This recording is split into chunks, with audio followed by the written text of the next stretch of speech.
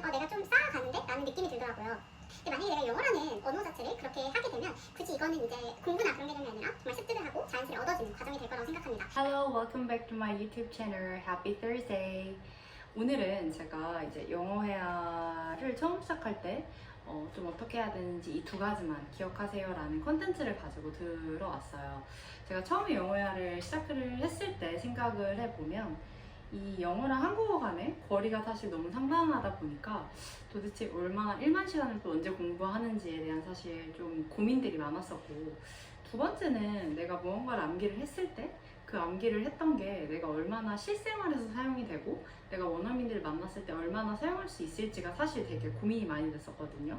그런 점에서 참 공부하는 게 많이 망설여지고, 그리고 또 끝도 없잖아요. 사실 언어 공부라는 게. 한국말도 저희가 쓰는 말들이 좀 한정이 돼 있는데, 예를 들어서 상황에 맞는 말들은 또 다시 배워야 되고, 아니면 또 책을 읽으면서 새로 지식을 습득해야 되고, 그런 과정이 있다 보니까 영어도 그런 과정을 다 겪을 텐데 막상 지레 시작도 하기 전에 겁을 먹었던 것 같아요. 근데 지금 생각해보면 그냥 차근차근 쌓아간다라는 말 있잖아요. 그러니까 예를 들어서 하나의 어떤 콘텐츠를 했을 때 그냥 대충 보고 하는 게 아니라 좀 꼼꼼하게 10번씩 보고, 한 번 보는 대신 이거를 10번씩 보고, 그 다음에 여기서 중요했던 것들, 그런 것들을 잡아가면서 다른 것들을 계속 계단식으로 이렇게 쌓아가면 그때부터는 내가 좀 쌓아가는데? 라는 느낌이 들더라고요.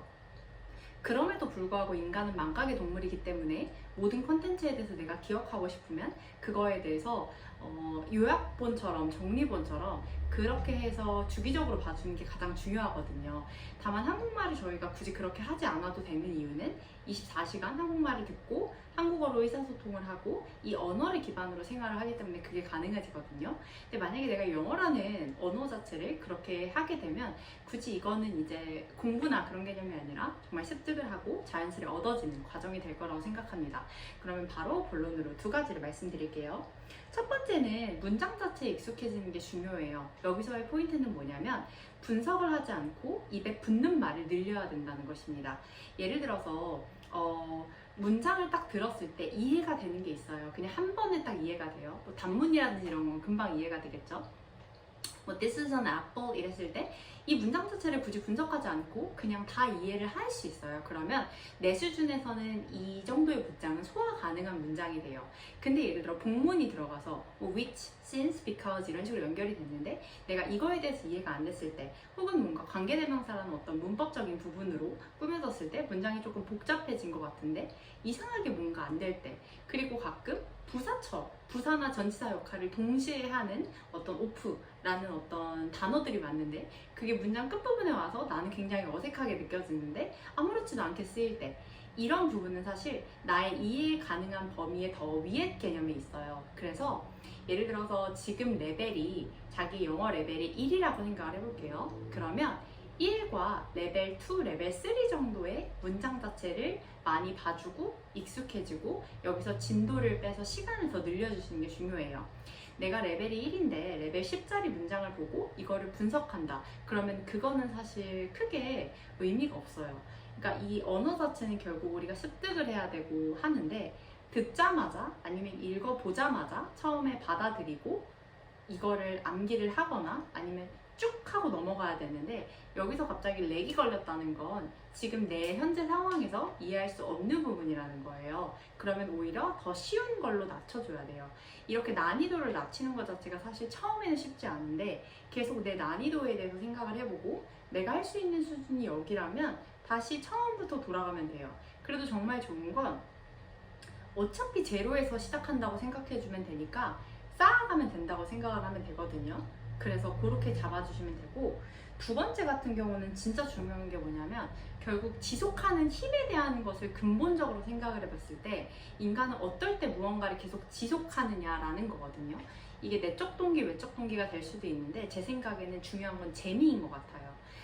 아이들은 어른들에 비해서 언어를 쉽게 배워요. 재밌는 것들을 위주로 배우고요.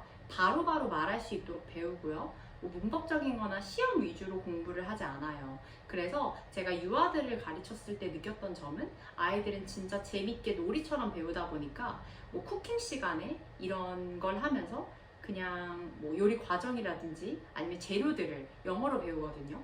그러니까 그런 식의 재미를 통해서 아, 이게 언어가 재밌네 라는 느낌이 들게 되면 그때부터는 자발적으로 학습을 하게 되거든요. 그래서 성인이 됐을 때 그럼 재미를 어떻게 찾을 수 있냐?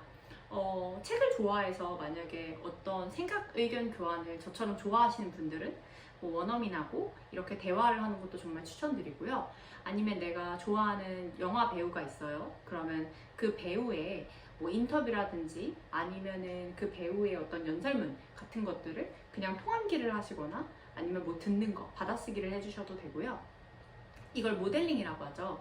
한 명을 잡은 다음에 그냥 쭉 이렇게 하는 거예요. 근데 사실 여기에 있어서 방법은 중요하지 않아요. 그냥 내가 끝까지 지속할 수 있고 그렇게 할 수 있는 것들을 찾아서 계속적으로 연습하고 반복해 주는 게 중요합니다.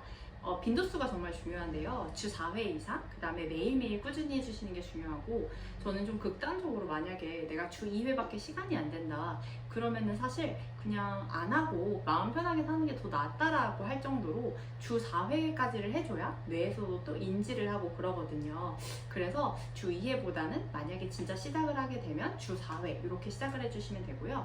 10분씩 영어 공부를 해서 사실 영어가 비약적으로 느는 게 불가능해요. 시간적으로나 아니면 그러니까 물리적인 투자 시간을 봤을 때도.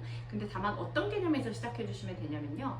예를 들어 우리가 무언가를 시작할 때 갑자기 10시간씩 할 수는 없잖아요. 단어를 외웠던 것도 복습을 하면서 첫날에는 10개를 외웠는데 둘째 날은 10개를 복습하고 10개를 외우면 어쨌든 20개를 공부한 셈이 되잖아요. 그런 식으로 1000개, 2000개씩 늘릴 수도 있는데 공부 시간이나 영어도 마찬가지인 것 같아요. 처음에는 각 잡고 10분밖에 못했지만 나중에는 점차 복습 시간이 늘어가면서 나중에 또 새로운 걸 배우는 건 10분이지만 앞에 50분 같은 경우는 복습을 하면서 내가 전체적으로 공부했던 총 양시간 자체가 늘어난다고 생각이 돼요. 그러면서 이동 중에도 이제 영어를 듣고 뭐 아니면 쉴 때도 조금씩 보고 그런 식으로 점차 일상의 삶 안에서 시간을 늘려간다라는 개념으로 봐주시면 좋을 것 같습니다. 그래서 어쨌든 오늘 제가 준비한 내용은 사실 이 부분이고요. 최근에 이제 EBS 관련돼서 그 컨텐츠들을 이제 조금 보게 됐는데 그거 관련된 내용들을 이제 다음번에는 꼭 들고 오고 그 다음에 뇌 가소성이라는 개념이 정말 중요한데 그거에 대해서도 또 한번 다루도록 하겠습니다. 감사합니다.